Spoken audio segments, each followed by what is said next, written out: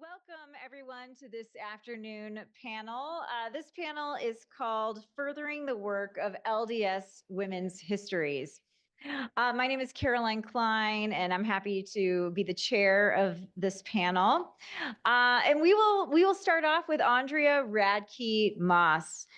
Andrea is a history professor at BYU, Idaho, teaching U.S. women's history and the history of the American West. Her book, Bright Epoch, in 2008, examined female students' experiences at co-educational land-grant colleges in the West. She has published widely in Mormon women's history and researches Western women at the 1893 World's Columbian Exposition. She currently serves as president of the Mormon History Association. We'll start with her. Welcome, Andrea. We're excited to hear.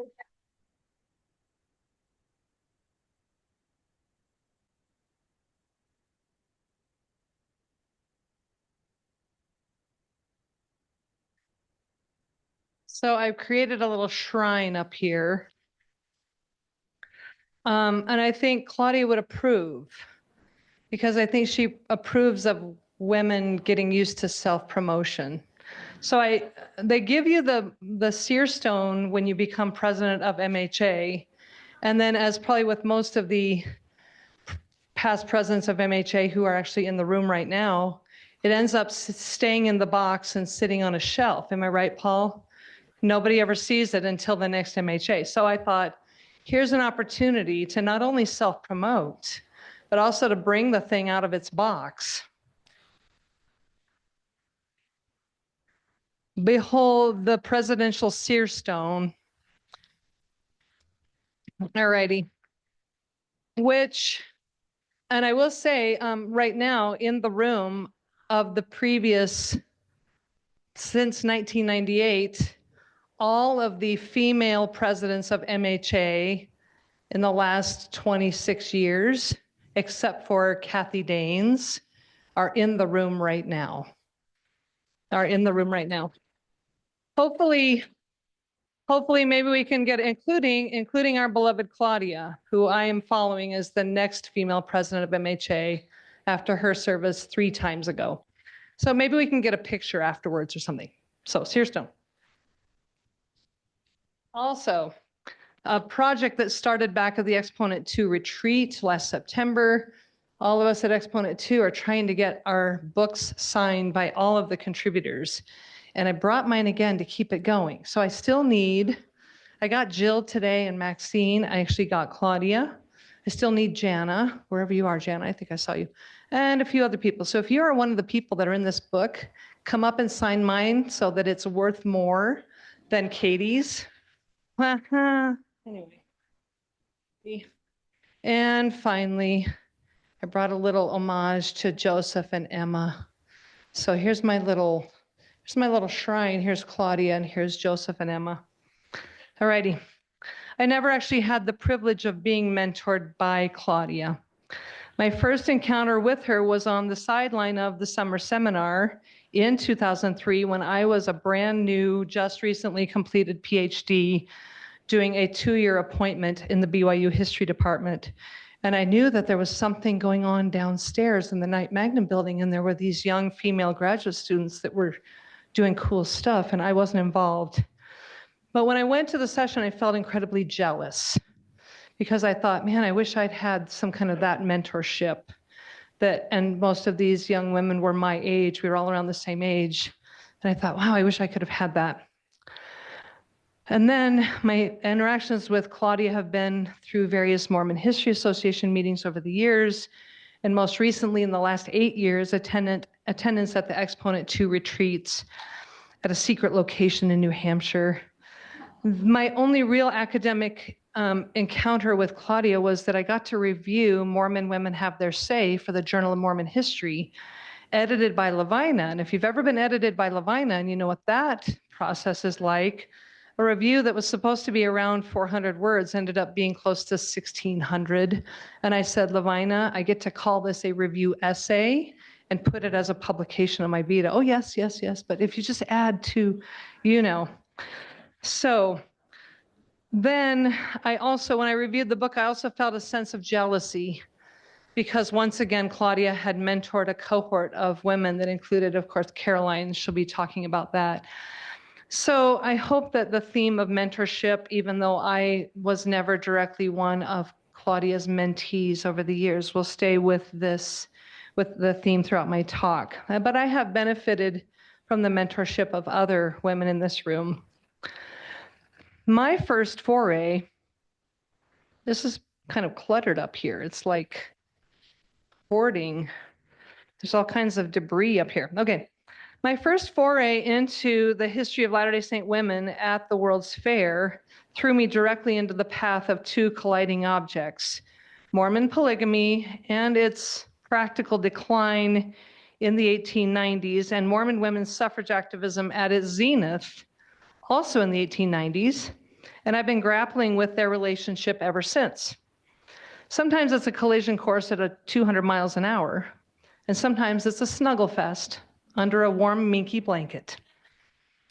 From my first publication on Mormon women at the fair, I argued that, quote, as the World's Fair opened, Mormon women were perceived at best as oddly religious and at worst as freakish curiosities who lived in harem-style marriages. In 1893, through a concerted de-emphasis on the peculiarity of polygamy and religious isolation, Mormon women sought to shed the stereotype of oppressed plural wives while also showing themselves as progressive women who would soon lead the way in a major state suffrage victory.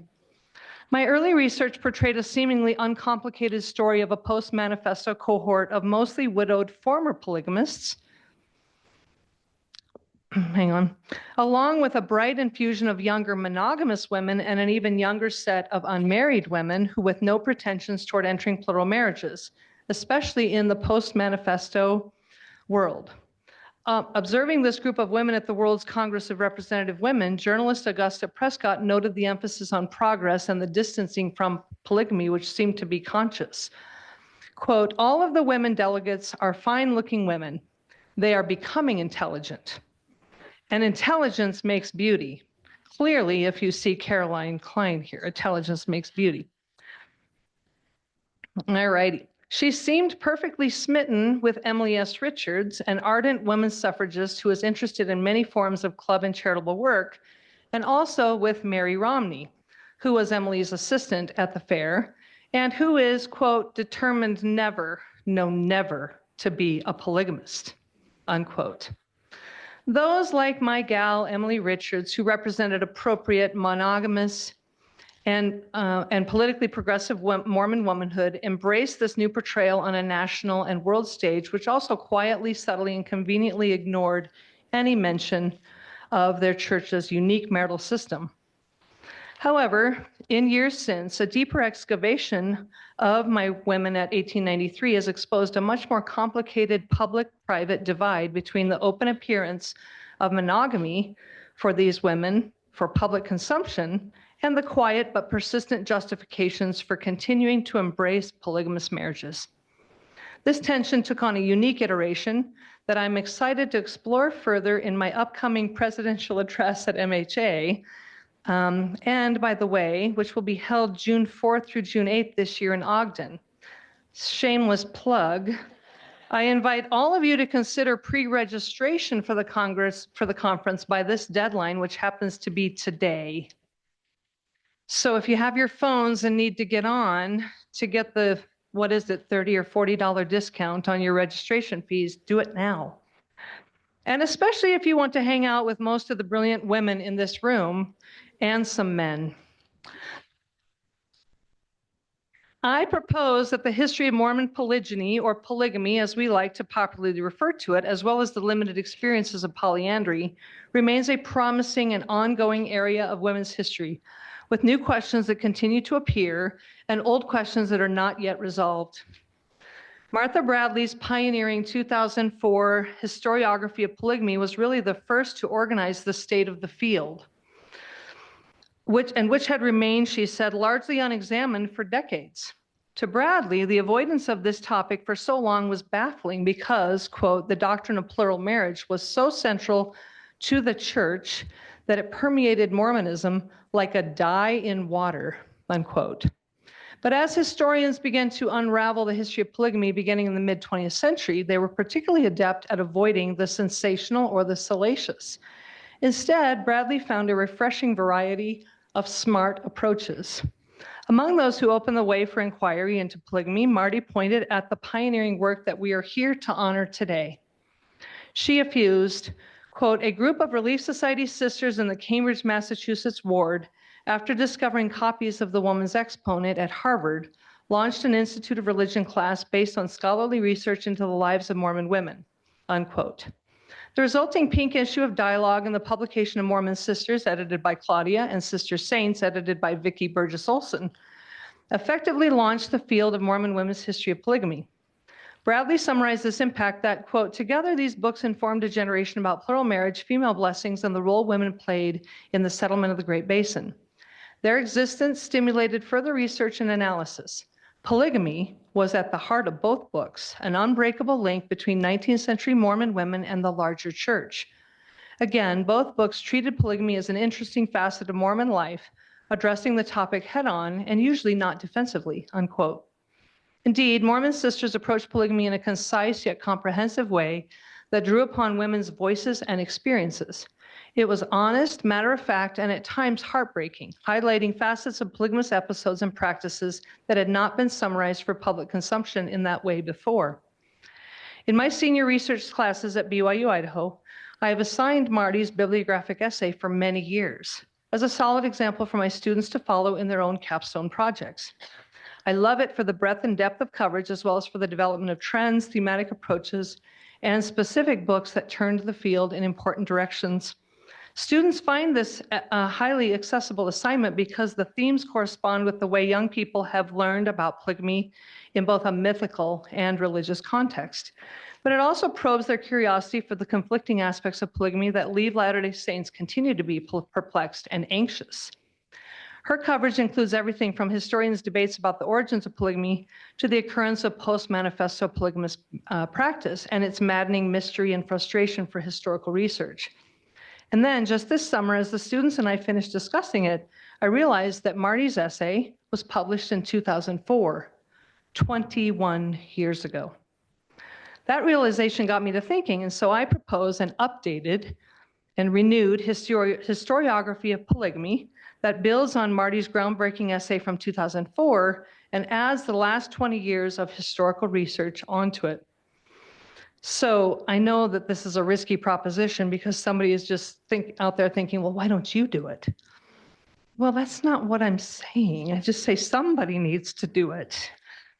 So a polygamy historiography part 2 might begin with Richard's own Rough Stone Rolling, published just 1 year after Marty's bibliography, and which is also 20 years old this year. Think on that. Rough Stone Rolling is 20 years old, you guys. All right, let that sink in. With his and other historiographies of Joseph normalizing discussions of the prophets' plural marriages and the origins of polygamy. We continue to be interested in the origins of polygamy just as much as we are interested in the conclusion of polygamy, because both of those questions make polygamy theologically, culturally, and sexually relevant to us today. As myself, a second sealed wife, whose husband's first wife died of leukemia after only 14 months of marriage, I can tell you that the historical and contemporary questions of polygamy are still very political, intimately spiritual, and quite personal. Polygamy is a low-hanging fruit of institutional patriarchy that has the potential for taking two seemingly opposite groups, Mormon feminists who seek to overturn all forms of patriarchy, and traditional Mormon women who embrace all forms of patriarchy but would love to jettison this pesky little piece of it, and uniting them into a merry band of pot stirrers who might actually challenge and change this key aspect of lingering institutional male-centered power. The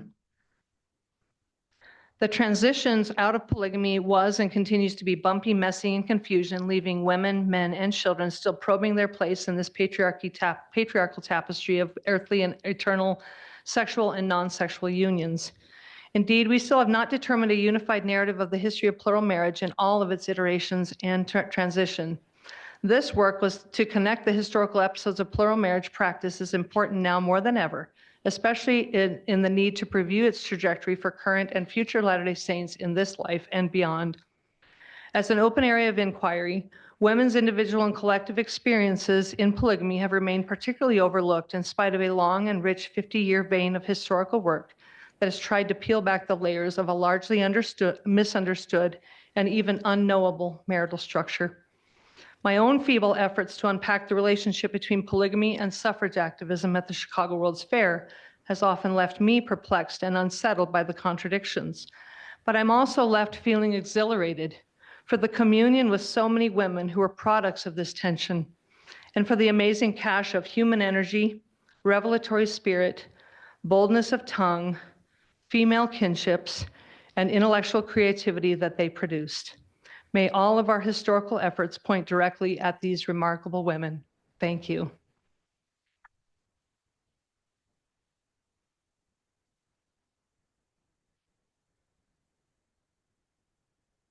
Oh, thank you so much.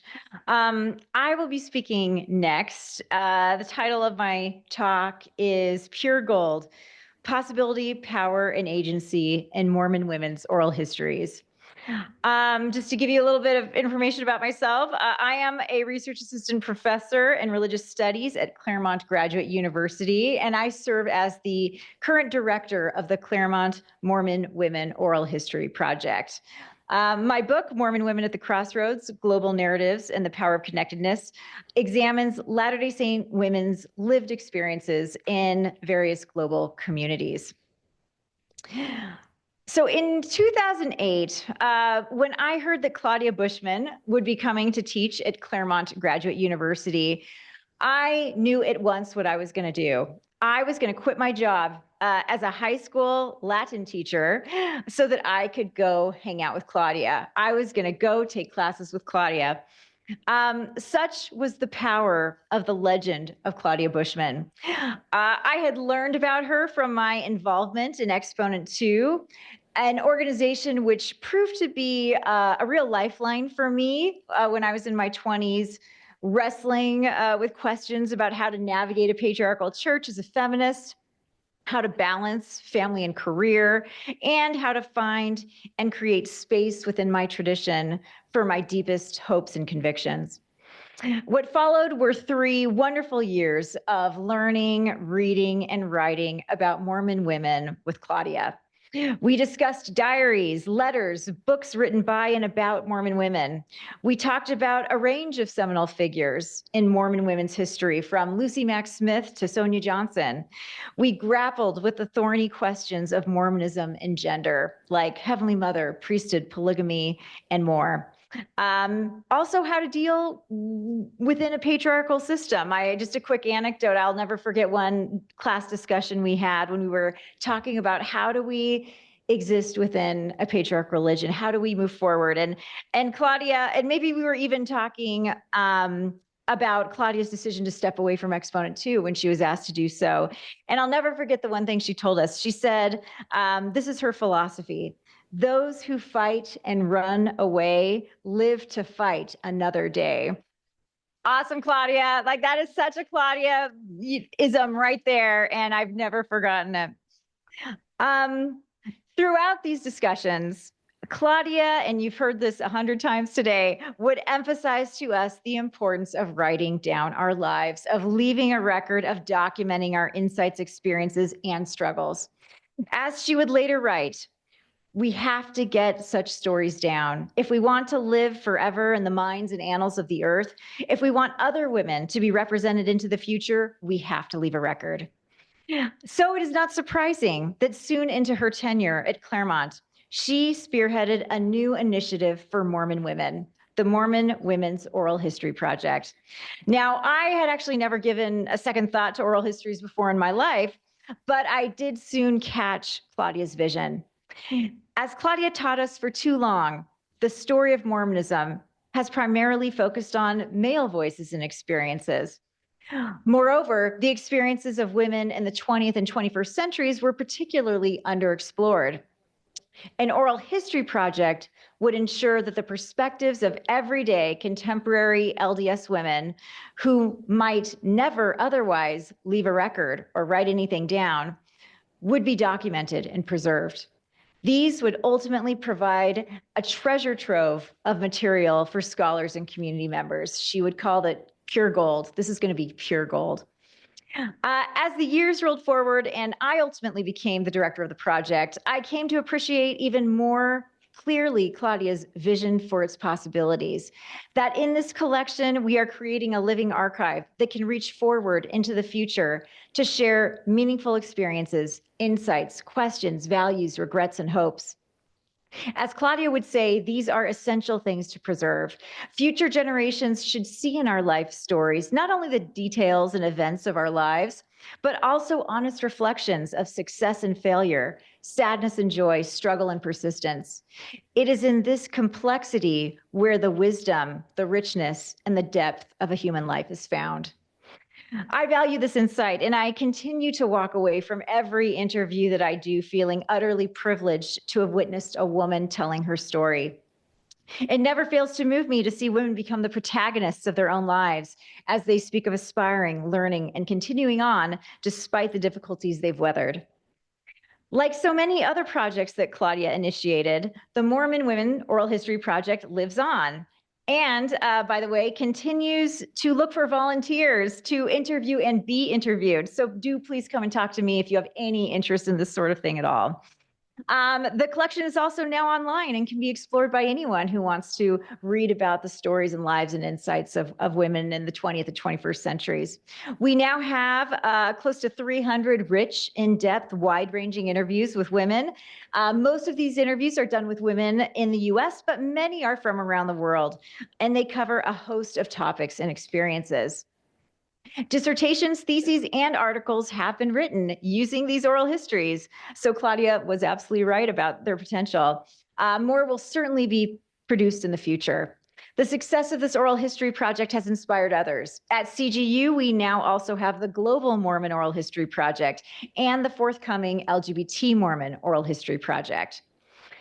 Inspired by Claudia's vision of lifting up the voices of those that are not as present in historical archives as we might like, my own research is focused on documenting and analyzing oral histories with communities of Mormon women from around the world. I have been particularly drawn to examining global women's stories of negotiating between chosen faith and cultural traditions, and thus creatively adapting and adopting the Mormon tradition into their particular contexts. Well, this kind of research can be complicated given my positionality as a white American feminist woman. After all, my identities inevitably affect how I ask questions and how I interpret answers. But I do still see the power of these oral histories to document the agency of women and their various expressions of Mormonism. They therefore offer the possibility for us to examine the glocal from the perspective of global Mormons themselves. And by glocal, I mean local, unique understandings and practices which are shaped by their interaction with global forces, but they are certainly not just replicating those global forces. Thus, global oral histories can open up ways for scholars examining Mormonism to move beyond dualistic interpretations of colonialism and resistance, of conformity and acculturation, and instead see diverse manifestations of Mormonism as dynamic, complex, and agentive. Let me just give you an example of this from our collection. Lindy's oral history is one that has stood out to me for a long time. It was conducted in 2016 by our own Heather Sundahl. Not sure if there she is back there, whose paper you heard earlier. This oral history features the voice of a young South African woman balancing her obligations to her Latter-day Saint religion alongside her tribal and familial obligations as a Zulu woman. Particularly poignant in this interview was her recounting of the devastation she felt when she learned about the priesthood ban for the first time.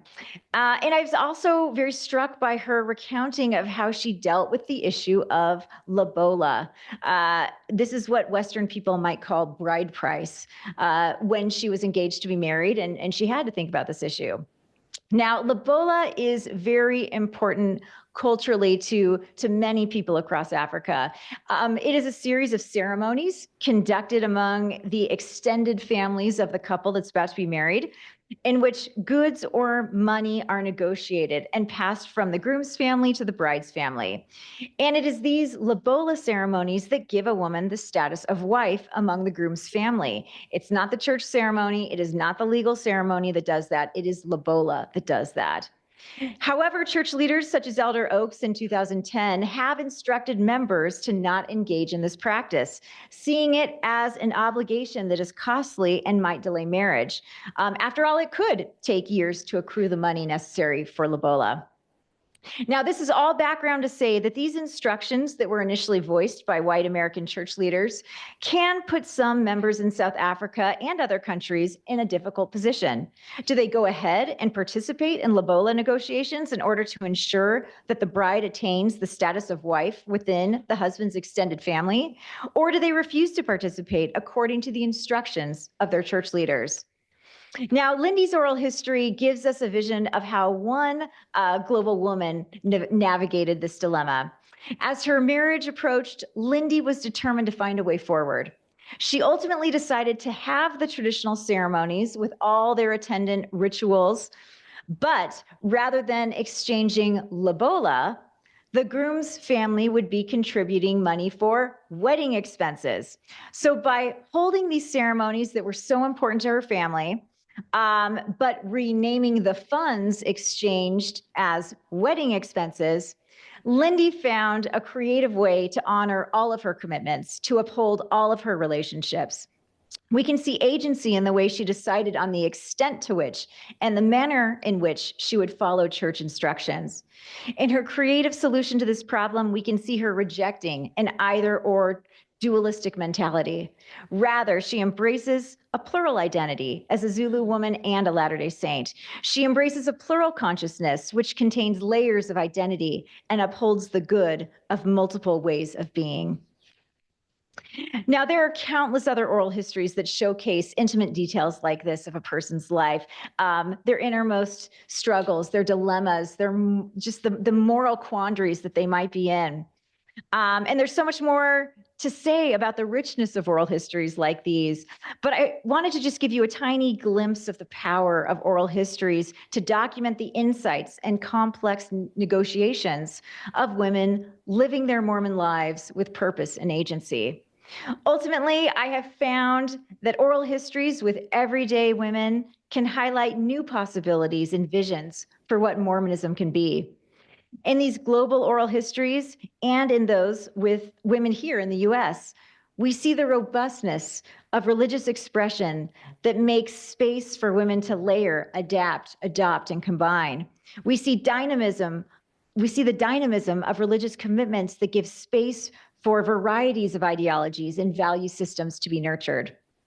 And we see the power of religious practices that accommodate layered and hybrid beliefs and identities. Now, I will always be grateful to Claudia for showing me that there is so much to learn from everyday women's lives, so much to appreciate. In her work, in her life, she has shown such genuine curiosity about women's experiences. She has shown that what might appear ordinary on the surface, like a woman's oral history, a woman's diary, can contain real depth and meaning, particularly when considered, contextualized, and preserved. In Claudia's hands, the ordinary has over and over again become the extraordinary. What a tremendous legacy to leave to us all. Thank you.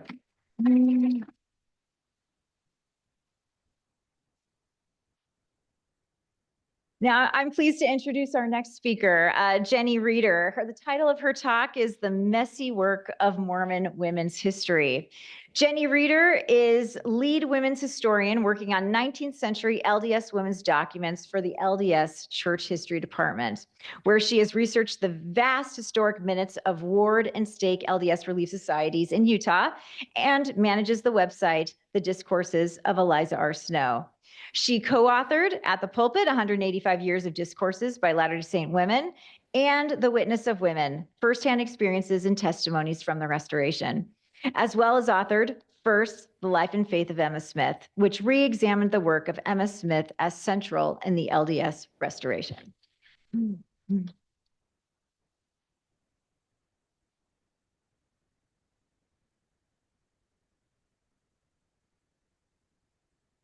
gonna move this just because I'm like as tall as it is. I am delighted to be here today. I have been moving offices at work over the past 2 weeks, and it always takes a little bit longer than you think it should. About 6 months ago, I was transferred from the publications division to the historic sites division, and I'm now working on the Beehive and Lion houses and the Whitmer Farm in Fayette. It's a lot of work to move offices after 12 years in the same space. I love looking at all the books that have made me, from graduate school to research and writing, and the items I have accumulated from material culture, a quilt and an old sampler, decorative commemorative plates, cloth dolls representing Emma and Eliza, Lucy and Maddie, to framed prints and even some original art. Excuse me. My life journey has wound a circuitous route from my high school dream of being a high school English teacher to a master's degree at the Hugh Downs School of Human Communication, as suggested by my bishop in Arizona State University, where he wanted me to get a degree and find a husband, to work as a research assistant for Jill Mulvader and Carol Cornwall Madsen. I wish Carol was here today.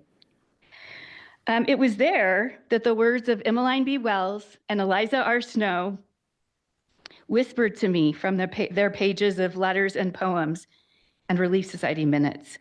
I really felt as I read the Nauvoo Relief Society minutes that they were asking me to help make them accessible. And so that's what I'm here to do. My introduction to Claudia Bushman. Okay.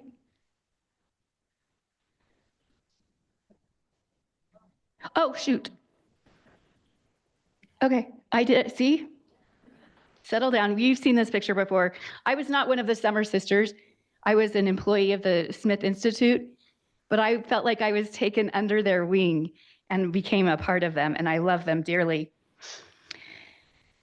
My introduction to Claudia Bushman occurred when she directed the Summer Sisters in 2003. And at the L. Tom Perry Special Collections in the Harold B. Lee Library at BYU. I read folders and files, studied photographs and artifacts in the curation with Connie Lamb of an exhibition to tell the tale, preserving the lives of Mormon women.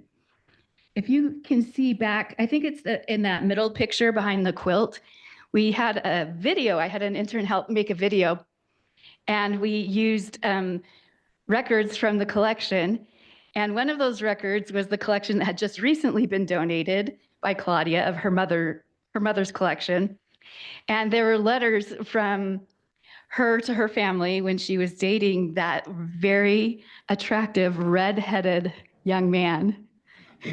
It was fantastic. It was so fun to read those. I have come a long way from those days. I have learned the historian's craft in graduate programs at New York University and at George Mason University, where Claudia was on my dissertation committee. And 12 years in the church history department. During that time, I published books with Janice Johnson and with Kate Holbrook. And coming out next year with Elizabeth Keene, Jessica Nilsson, and Sherilyn Howcroft, the selected discourses of Eliza R. Snow. And it's going to be called Rise and Speak. And as a picture of Eliza standing on the cover, it's so good. Woo! Claudia has played a significant role in this trek of my messy history. She gifted me with a silk handkerchief that she designed for the Manhattan Temple dedication, which has followed me through graduate school and now resides in my office at the Church History Library. I was honored to join the Manhattan Stake History Committee, led by Richard and Claudia, where we published a book, City Saints, Mormons in the New York metropolis. I loved Claudia's efforts to temporarily erect a Joseph Smith statue in Old Slip Park in Lower Manhattan.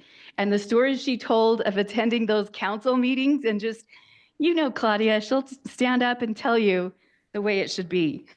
I love it. And I was so grateful for the Bushmans. Their apartment became a home to me when I struggled in graduate school. And I still remember, Richard, do you remember this? I was asked to speak at BYU Women's Conference, and the title they gave me was How to Find Faith in an Unfulfilled Life. Do you remember that, Richard? And you called the Relief Society building and said, you cannot do this. And they said, well, that's already been printed. The programs have been printed. So when I got up to speak, I said, I know many of you may be here to hear this, but I'm going to talk about how to find faith and fulfillment in Jesus Christ.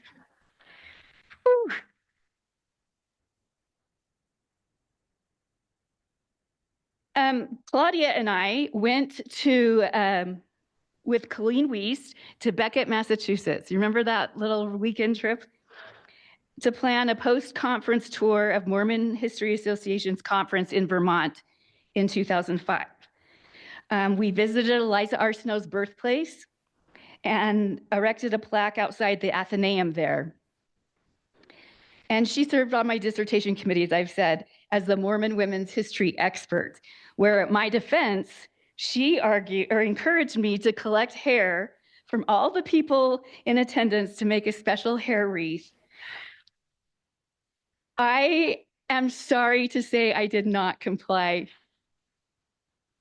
but I would give anything to have a hair wreath hanging in my office. So if you see one at Deseret Industries or anywhere, let me know. Woo! Claudia encouraged me to find women's voices in texts, quilts, spaces, and also in song. So I would like you to join with me in singing a special song. Oh yeah, it's right here. That my dear friend David Golding and I, with the help of AI, wrote 2 days ago. And we have the music. This is to the tune In Our Lovely Deseret. Okay? I put that on you. So we're going to, the introduction. So please join in.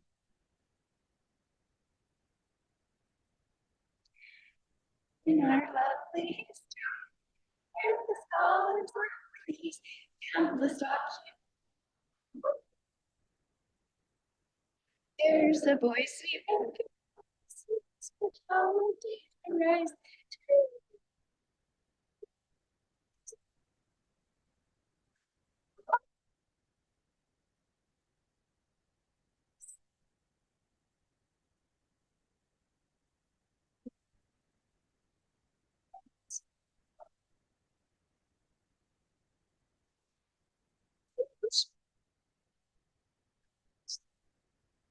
Okay, there's another one.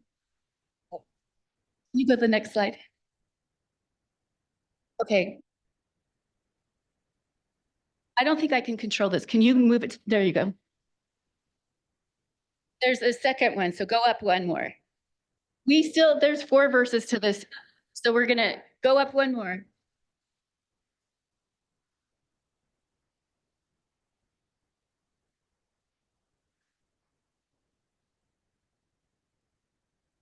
Down the mystery lies the legacies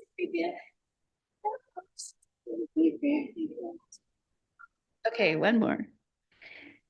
Record sheets, issues, scholars, and other in the mentorship.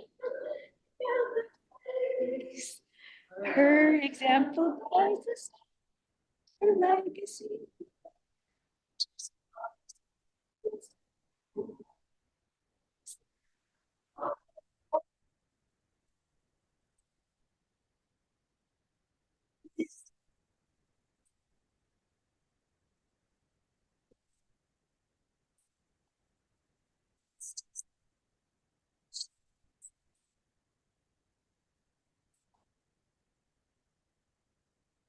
Lovely.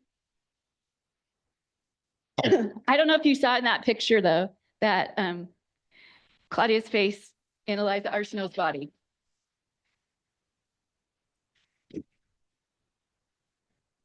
That was fun. Thank you, AI.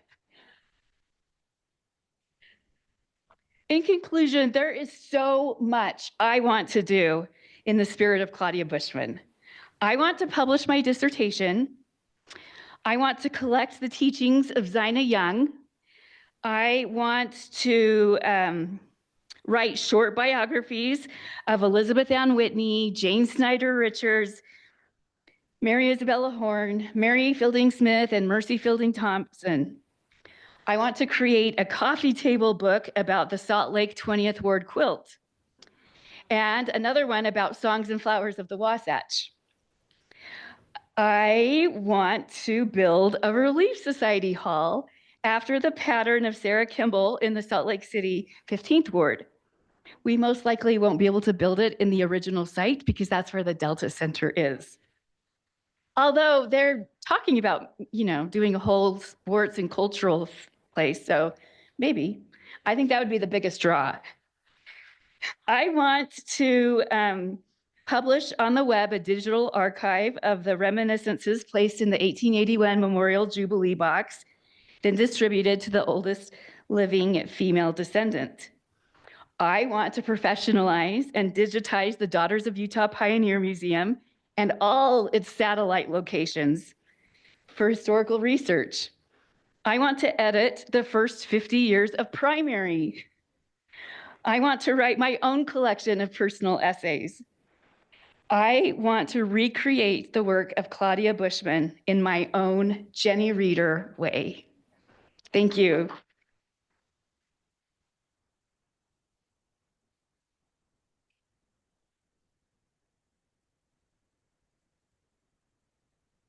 Great. And last but not least, we have Taunalyn Ford, who will be speaking to us.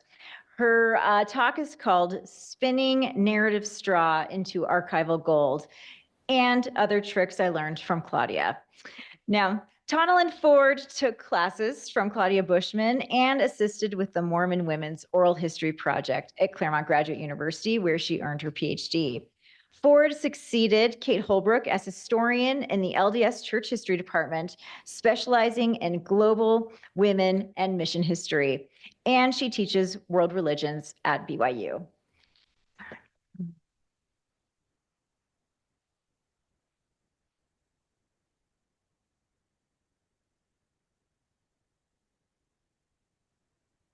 We're going to set up the, oh, thank you. That's much better. All right. So what a great song. That was a hard act to follow. Dang. I have written a song to the tune of Latter-day Prophets are number one. Do you know that? Joseph Smith. That is plus Latter-day Gurus the Sikhs have had. Guru Nanak, Guru Angad. It goes on. But the highlight is Guru Hargobind, remember the O. But anyway, but we're not going to go there today. All right. So what an honor to get to do this. I kind of switched the title of my paper just a little bit. It's Spinning Strands of Narrative Straw into Archival Gold, Magic Gleaned from Claudia and Her Mormon Sisters. In the foreword to her memoir, Claudia Bushman's husband, Richard, summarized his observations of Claudia during their 70-plus years together. He even claimed to know her better than her parents, her sisters, and their children. And yet, he confessed, I still do not understand her powers. Claudia Bushman is a marvelous work and a wonder. Richard goes on to list Claudia's many projects, including the volume she edited 50 years ago, Mormon Sisters, before returning to the ground-shifting influence that Claudia had on me and my work, and even my ongoing discipleship. I still remember when I took my son to Claremont, and we met you guys in the airport. You were coming back from your summer, and he didn't know anyone in New York, and You invited us to your home. There was probably no groceries in your house, and you made the most amazing, delectable meal and welcomed us and just treated him like another child. So thank you. Anyway, but I want to highlight some of the magic tricks from these women in Mormon Sisters. So I noticed my journal from it's the 1990s, really. I went back the other day and found handwriting and realized it was Maureen Ursenbach Beecher's handwriting in my journal. And I couldn't remember, but it dawned on me that I took her Mormon women's history class at BYU when I was doing my master's degree. And she had us write in our journal. And as I started to read, it was like, this was the summer of 94. It was like we were talking about the September 6th. It was like current history, right? And it was, or current events. She introduced us to Laurel Thatcher Ulrich, first of all, and Midwife's Tale. And I was like, I wrote, Laurel is so amazing. She has all these children. She did it all. I just can't believe, and she's so faithful. And then I was so ticked off that she couldn't speak at women's conference. It was like, what is up with that? Sorry. Anyway, okay. Anyway, but she also introduced me to Mormon Sisters in the Archive. It was the best. I discovered Belinda Marden Pratt's autobiography, and she had us do a typescript. And I went up, I felt like a real historian going into the church history archives and reading her handwriting, and it was so magical and amazing. It ended up being my first published chapter eventually when Turley and Nash were doing their Women of Faith in the Latter Days. So, and Claudia allowed that to be my paper for her class that semester, which was really handy. I remember her saying, I believe in great inflation.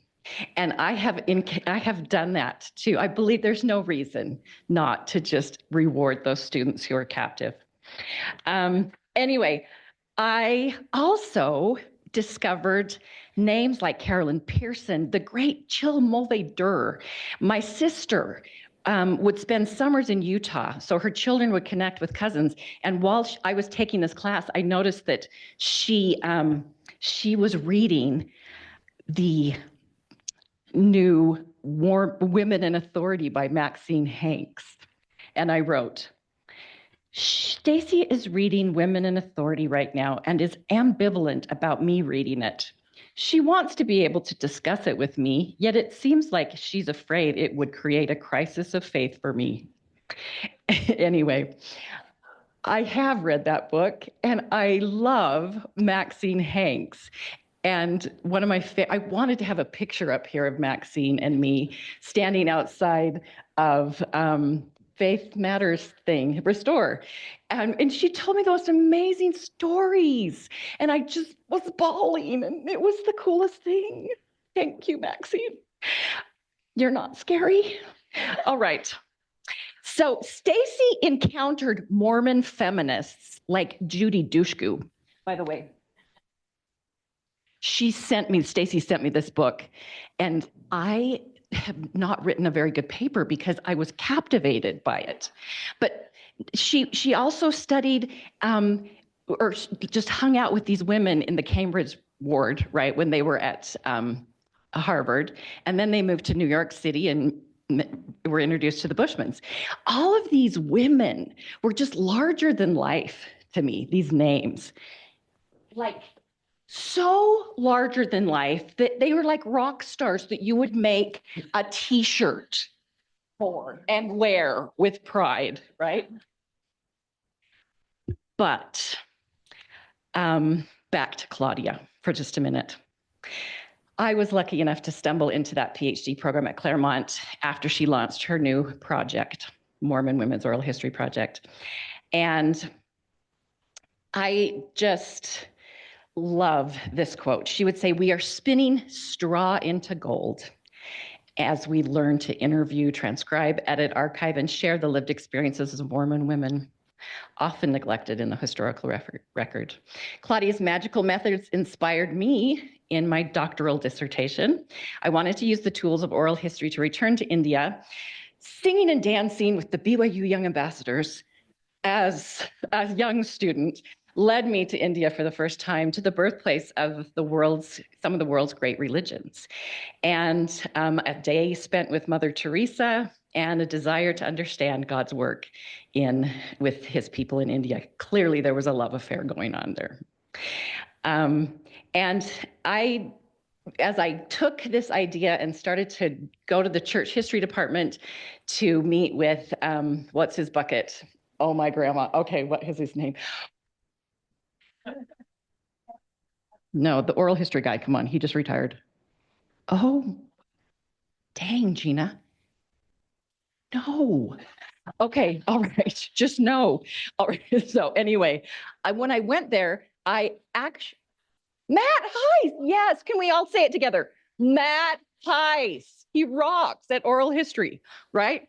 I'm talking to Matt Heiss, he's helping me figure out how to do these oral history interviews with my research money in India. And lo and behold, someone comes in and says, there's a guy from the area presidency who wants oral histories done in India. And suddenly, I was not looking at Sikh women anymore. I was looking at the globalization of Mormonism through a case study of the church in India. And it was a great opportunity. One of my goals, like Jenny, is to someday have a book or 3 emerge from that research. But the archive that I have created that's pushing 300 at this point is pure gold, and it will outlast anything I can say about them. My sister, who I referenced in her book, I love the name of this book, Troubling American Women, Narratives of Gender and Nation in Hong Kong. Anyway, one of my favorite quotes from the beginning of the book, she reads, "Stories matter, they do things." Of course, in order for stories to do things, they must be heard. Deidre Green was also a participant in the Mormon Women's Oral History Project and is now at Graduate Theological Union. Speaking at a conference celebrating the project, she argued, the extent to which narrative is redemptive is contingent not only on the speaker, but on the audience, those who receive the word, end quote. When a narrator thanks me for letting her tell her story, the redemptive nature of self-expression is evident. They are the authority on their own experience, and narrating their own story can be therapeutic, empowering, and illuminating. Quoting Mary Daly Green suggests, to exist humanly is to name the self, the world, and God. However, to actualize its full creative potential, she explains, speech must be heard. Communities must be willing to hear women's self-definitions. 10 years ago at a conference celebrating Claudia's 80th birthday, I shared how Amy Paul, one of the women I interviewed in 2014, and a District Relief Society president, tried to name herself as I interviewed her. One of her first statements was, by profession, I am a nurse. After she talked about her career briefly, I quickly moved on and asked, what is it like being the District Relief Society president? Her answer was, working as a nurse in India, where manpower is very less, I have had to learn patience. She then went on to talk about her nursing philosophy and how it reflects her Christian ideals, and only came to the topic of her calling after I inquired once again. She continued to define herself as a single sister who rejected marriage proposal when she was in her 20s because the family of the prospective groom, quote, asked me to leave the church to marry their son, but I said I will leave the life rather than leave the church. By the end of the interview, I understood that serving as the District Relief Society president was painful for her at times because other women questioned her authority or her ability to understand because she was not married and didn't have children. Ultimately, the identity that seemed to give her a greater sense of fulfillment when I interviewed her in 2014 was that of a nurse. I interviewed Amy again when I returned to India in 2022 as a postdoctoral research fellow at the Neil A. Maxwell Institute. She had experienced intense trauma as a nurse during the COVID-19 pandemic and had recently retired Oh dear, I just goofed. Okay, we're going to find this. Stay with me. This is why we print it out, right? Okay. So during the COVID pandemic, she had recently retired and was preparing to serve a mission. She was called to serve in the headquarters mission and asked for my help in getting to the MTC in Provo. When Sister Paul arrived at church headquarters, she was assigned to serve in the church history department. Just one of my favorite examples of an Indian Mormon woman naming, oh my grandma, what just happened? That was not it. Holy Hannah, what happened to my paper? Okay, we're gonna just go with it. All right. This is really strange. Okay, so as I was hired as a historian, wow, she was on her way out, Sister Paul. After several difficult weeks of what may have been depression and anxiety, according to my definition, due to the recent passing of her mother, culture shock, winter weather, and living all alone in an apartment, something preferred by senior missionaries at headquarters, but not something she had ever experienced in her life. Sister Paul was distraught. In her telling, she was experiencing intense opposition from the adversary. She narrated her experience of literally seeing Satan and feeling vulnerable in her apartment building that had not been properly dedicated through a priesthood blessing. It was difficult for mission leaders to hear and hold space for Amy's naming of the world as she experienced it in the early weeks of her mission. She was ultimately sent back to India, where she experienced shame from many in her congregation. I remained in contact with her on WhatsApp, and as I watched her fall into deeper depression, I remembered that anyone is invited to help with the Mormon Women's Oral History Project. So I had an idea. Back at the Church History Library, Melissa was leading Melissa in a way. Can we just have a minute? She was leading a new global history initiative, and she was open to my suggestion of having Amy serve a headquarters mission in India. With the help of a loving district leader with family ties to India, Sister Paul was again called as a missionary, proudly wearing her name tag and collecting oral history gold. I shared questions that I used to interview women with her. They include, with the approval of the department managers, many of the questions I found most important from the Claremont Mormon Women's Oral History Project. Sister Paul, however, helped me understand why she would not be asking women about their experience with the caste system or their perspectives on Heavenly Mother, affirming that oral history is as much a reflection of the person doing the interview as the narrator she is interviewing. Building on Melissa's work and a mandate from Elder Bednar to our department after he had immersed himself in the church in Africa.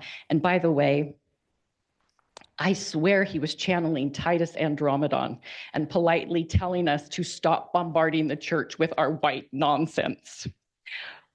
But that was me, that's what I heard. But our global history initiative that we're currently doing is called Saints in Every Land, and it builds on the 4-volume narrative history of the church found on your mobile device. It seeks to establish an area-led, headquarters-supported history as mandated by Elder Bednar, ensuring that the future of church history is written primarily by DEI hires. Who was it that said that this morning? I'm copying you. Yeah, that was awesome. All right. And Michelle Grabick-Wallace, wave, comes to us from extensive life experience in Europe. And we had a Mormon women's luncheon where we had, we celebrated this. Channeling Claudia. We've got carry on. Anyway, we had a luncheon where Emily Bell Freeman came and some of the authors of the book spoke, and we were told to wear our young women jewelry. And you should have seen the bling on Michelle. OM Grandma. She was such an overachiever. But it was so fun. Anyway, and BT Dubs, there is a quote in here by Claudia Bushman. This is when they're talking about the women's movement coming.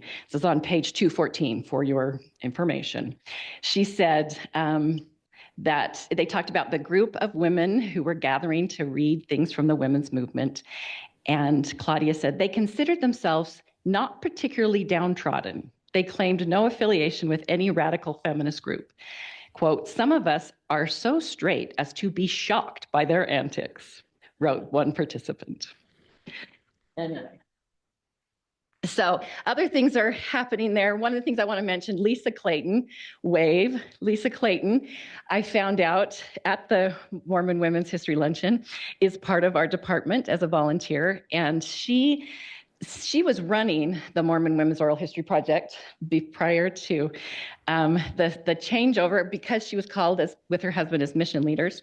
And then when her husband was called as a 70, she began interviewing other wives of 70s. And so her oral history projects continue, and she's got great ideas. David Golding was also another one of the honorary women in the Mormon Women's Oral History Project that helped write that song.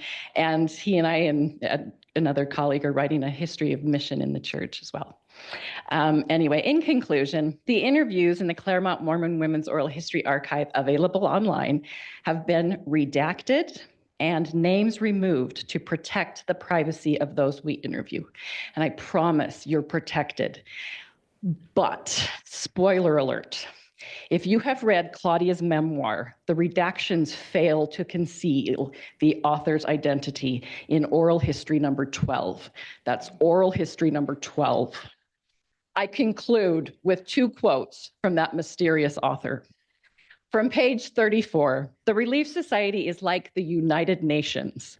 There are all kinds of things wrong with it, but it's the best thing we have for the purpose.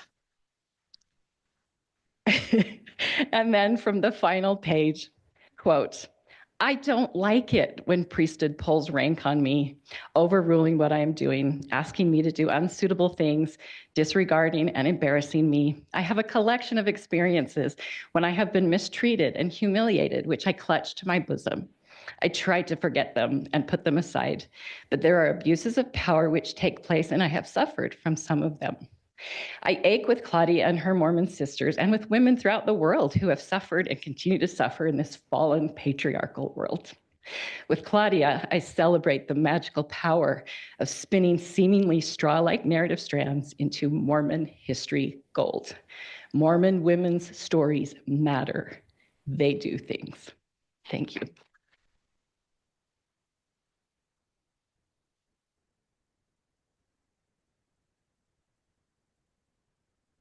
We now have about 12 minutes before this session ends. So if anyone would like to ask a question, we can deliver a microphone to you. Oh.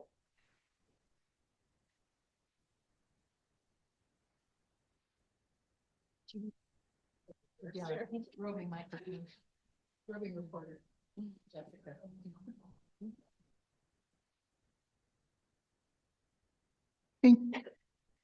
You're all looking at me with dread.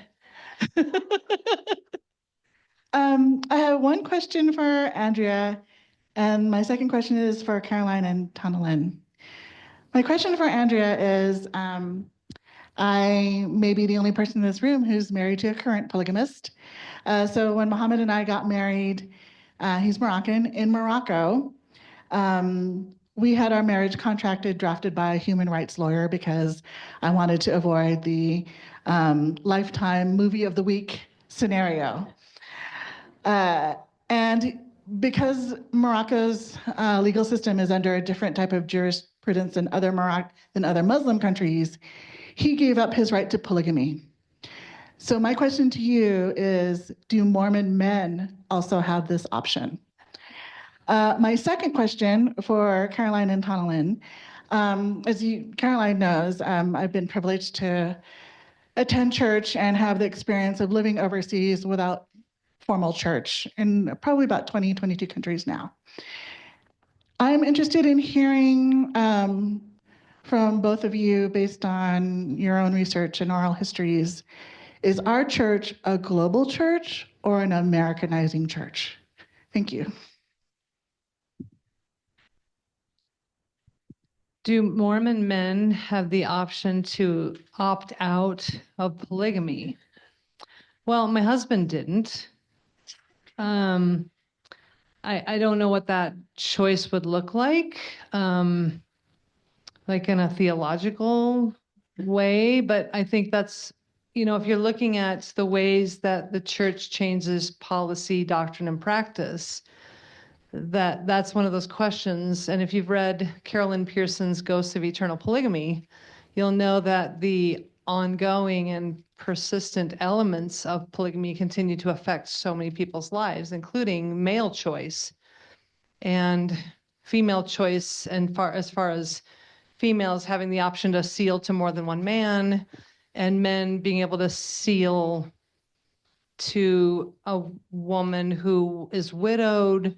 Those things leave so many, just so many stories of heartbreak and unclarity.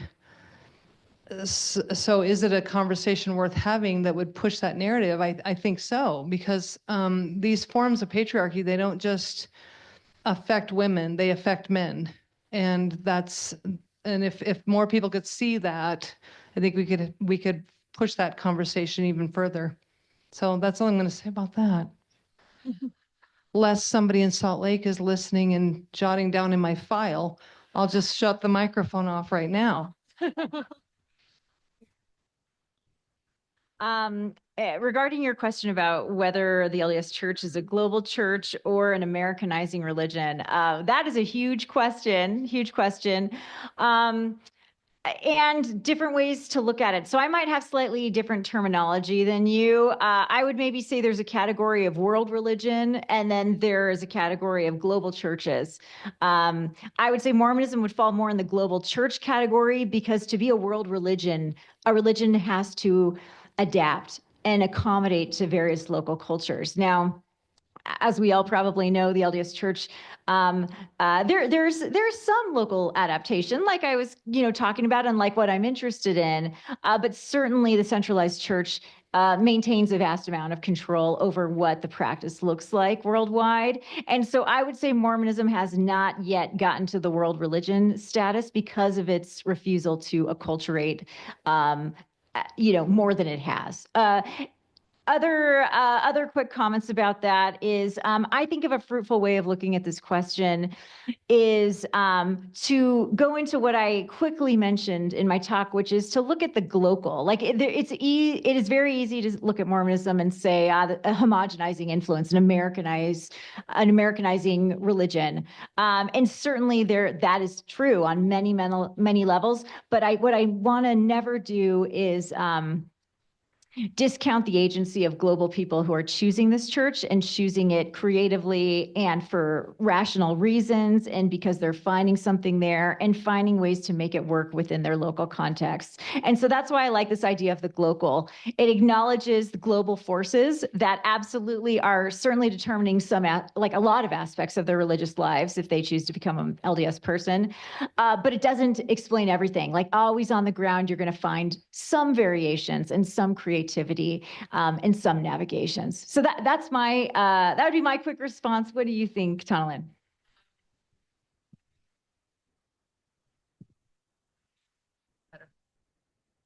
Okay, so I want to just point out Lori Maffley Kipp, who is here. She is the Bushman Chair of Mormon Studies. Is that what it's called?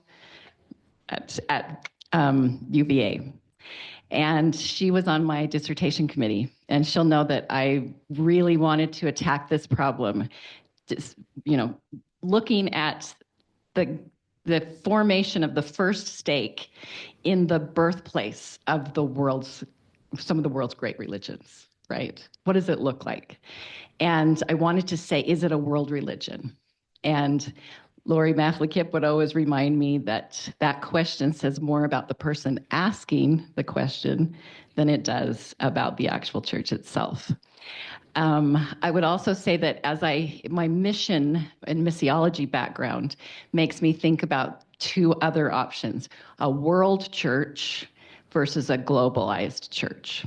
If we think of globalization as the McDonald's, you know, you're trying to create the McDonald's. When I go to India, there is no beef, right? The Big Mac does not have beef. So it's that kind of idea if you're thinking in terms of globalization, right? Whereas in missiology, you would say that they're forming a world church, would be where it's acculturated and indigenized, and it grows from the ground up. But I'm hopeful. I think, like, literally, Elder Bednar was saying, we have got to stop the white nonsense, really. I don't know. You were there in the room. I'm sorry, Robin.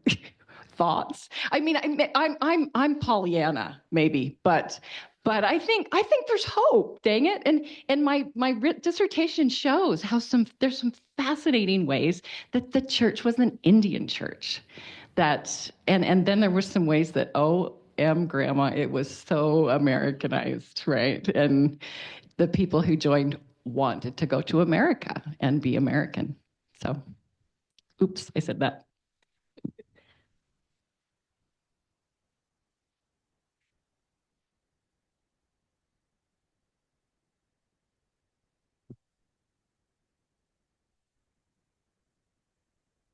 So I wasn't going to ask, but it didn't seem like anybody else was going to. So I'm not exactly sure how I want to word my question, but it's something I was thinking about as you all were talking, especially the first paper. So the church, a big part of the church is the church has a complicated history of dealing with its own history. And a lot of people who end up leaving the church, part of it is discovering something about the church's history that they were never told. And how the church has addressed that has changed a lot over the years. I'm currently at BYU, and I took a class about church history. And I was shocked and heartened by the fact that they're actually very honest about a lot of those things that used to be left out. There was almost everything that I've heard people say was troubling was something I learned about in that class, which is an improvement. But on the other hand, I was very disheartened by the dishonest way in which some of them were discussed. There was a lot of manipulation, gaslighting, pretending to talk about diverse topics and then only talking about positive things. And I'm just wondering, because I was very upset by that, and I spoke to a lot of people about it, including the professor, who said this was written by committee. I've complained about it. I can't get it changed.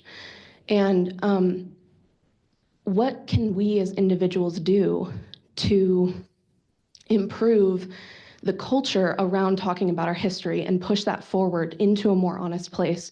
Because for me, the most upsetting thing wasn't learning these facts. It was the way in which they were discussed, because it made me feel like I was being lied to. And I think it's really important to change the culture and be honest about our history. So what can individuals do about that? That's a really good question, and it's a question that pervades all of us. There's many in the room here who teach at BYU or BYU Idaho or at any of the church institutions. It's something that we struggle with all the time. I think, first of all, if you're getting church history from a CES instructor, they are limited in certain ways by the curriculum, and that is their employer. I mean, in terms of CES, I mean, in the religion department or seminary and institutes, you're going to get maybe a certain narrative because they're bound by that narrative. Those of us in history, I think there's a little bit more freedom because we're not given a curriculum on how to teach church history. We're just teaching American or European or whatever topics, and then how we insert church history into that is up to our interpretation. So there is going to be maybe a different approach to that.